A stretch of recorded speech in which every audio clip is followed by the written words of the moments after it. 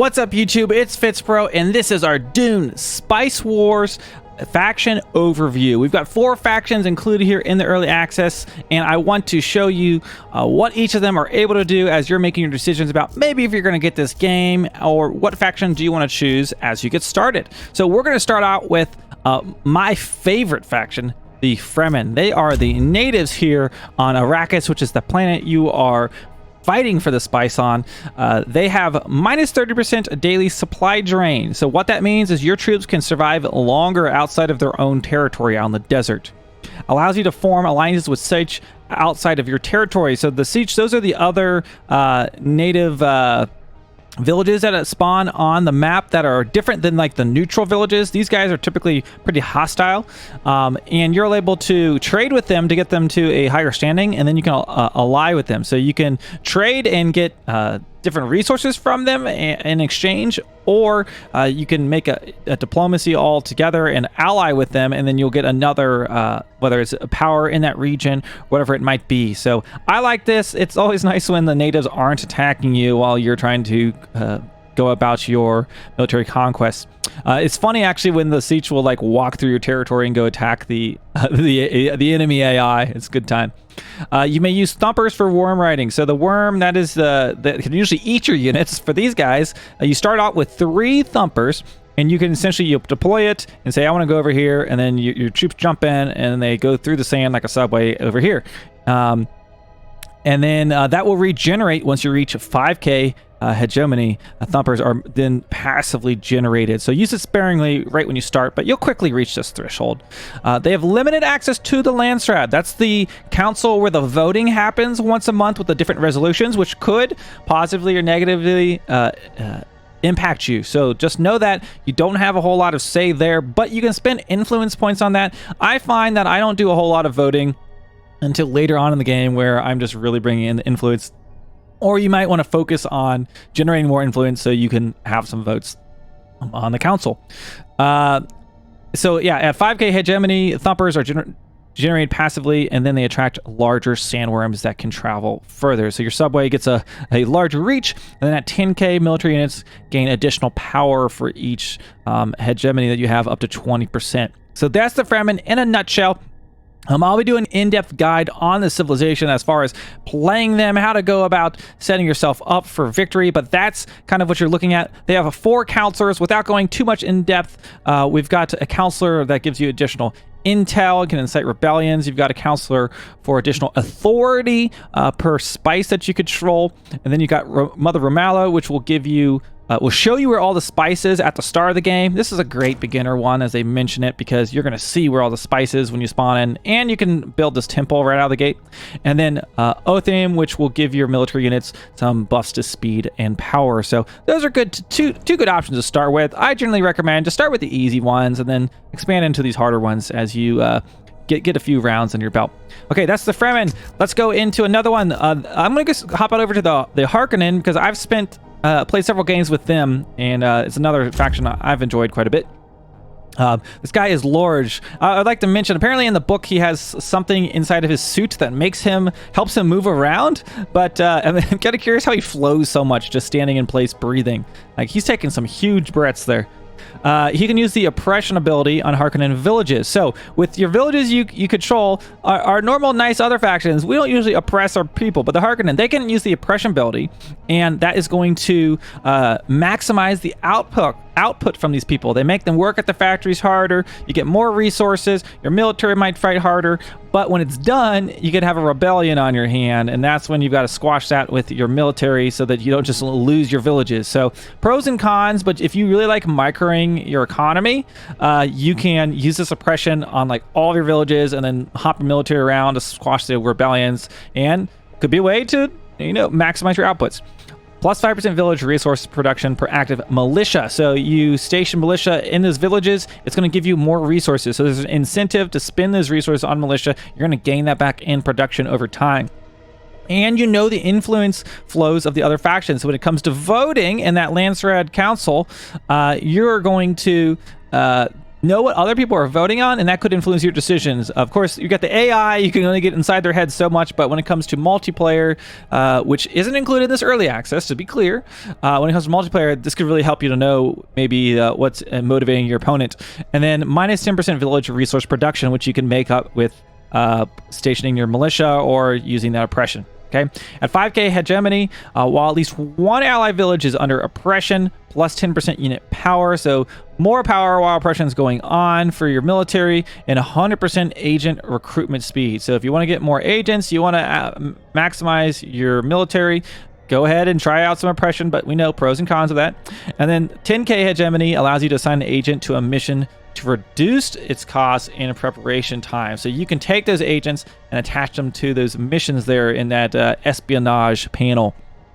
But the agent will be sacrificed. Rest in peace. Give me the F in chat for the agent that will be sacrificed. Okay, now those are the overall benefits. Let's look at the counselors at a high view. Let's go from right to left here. These are the easy ones.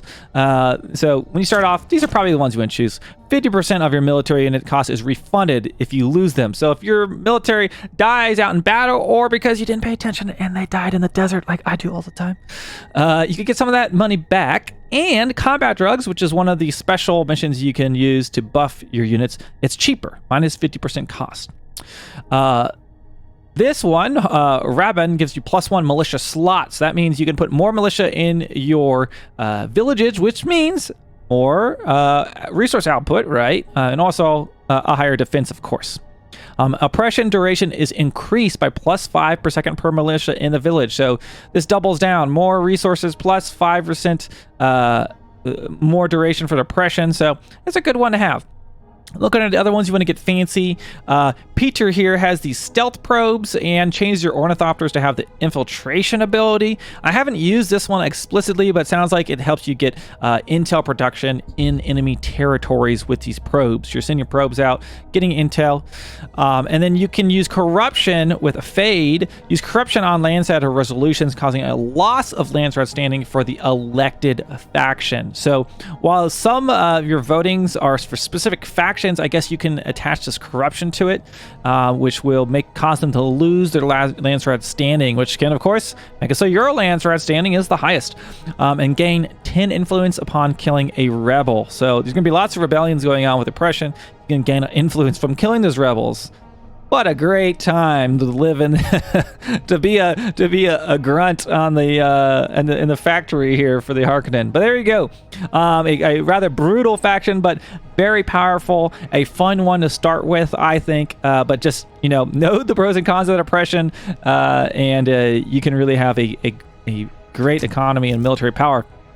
Okay, let's go to House Atreides. This is another one that is recommended for starting out. I think this is actually. I can't remember if I played my first round with this one or not. I might have just dove right into Harkonnen, but they've got a lot of options for some you pacifists out there. There's some peace options, so this might be your playstyle. They can use the peaceful annexation ability, which allows you to capture the nearby villages without shooting anyone. How nice, huh? But basically, it takes longer. Okay, so while you can send your military to capture, you still can capture villages with your military. You could take them without lifting a finger with the peaceful annexation. Just know it takes some time. So don't annex that first spice nearby, or it's gonna slow you down too much. But those outskirts later on in the game, when you don't have the military in this position, go ahead, and if you want to annex, go for it. So you can do peaceful annexation. Obviously, there's going to be some costs involved, just as it would be if you were to send your military. Other factions lose no authority from treaties with you. So if you want to do a lot of trading, you want to have knowledge trades, you want to have, or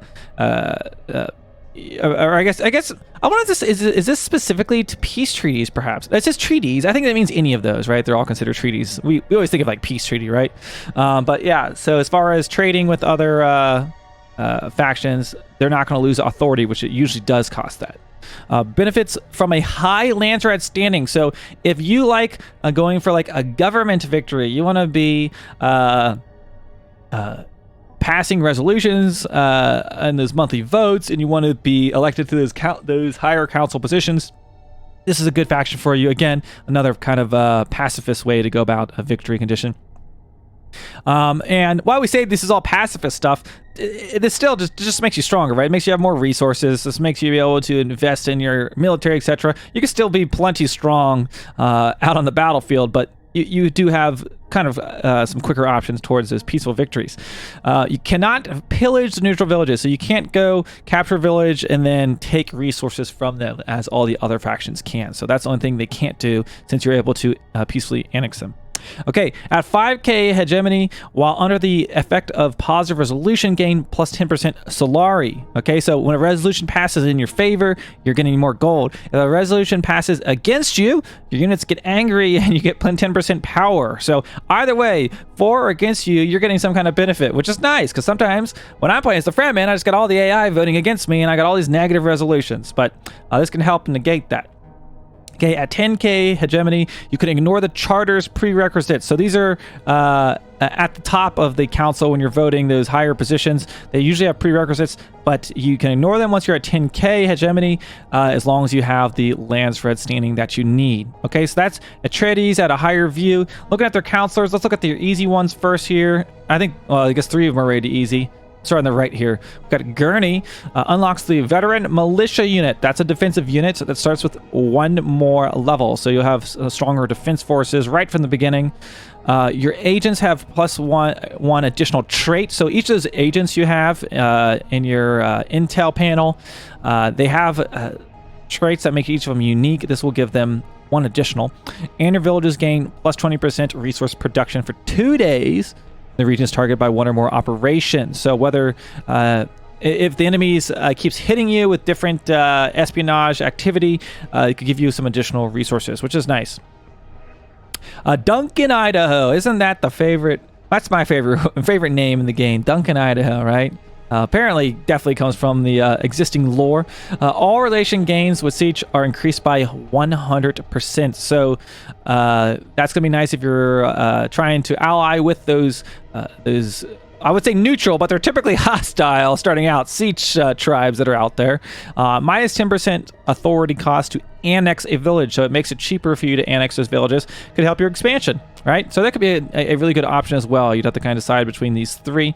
And then Lady Jessica allows you to impose any treaty upon other factions if you spend 50 influence. So you can force treaties or force factions to use those, which is nice. And it also starts with the non-aggression pact treaty unlocked. So you can get that right away. You want to be peaceful, have non-aggression pact treaty. There you go. You have it unlocked out of the gate. Apparently, the other factions, they do need to spend 100 authority if they want to refuse your treaty. So there you go. That is House Atreides. A very kind of a stark contrast when compared to the very brutal Harkonnen. Last but not least, we have the Smugglers. They're kind of in between. If you said like the Fremen are the free people, then you have the nobles or the autocrats that control the planet. The Smugglers are kind of somewhere in between, and they can do some cool abilities, some shady activities, such as installing Underworld headquarters in the opponent's villages. And this is something that I really can't do it justice by talking about it here in this menu. So I will actually clip on over to the in-game part to show you what the Underworld headquarters does. And you can place a bounty on Landsred resolutions, improve interactions with the Arrakis black markets. Okay, so that really doesn't tell you a whole lot here, right? So I'll show you what this means in-game. At 5k hegemony, unlocks contraband special events. You gain 50 votes at the Landsred. Okay, so that gives you additional voting abilities, which you don't really have a lot of access at the Landsred, kind of like the Fremen, right? Limited access, so you're not going to rely on those resolutions a whole lot.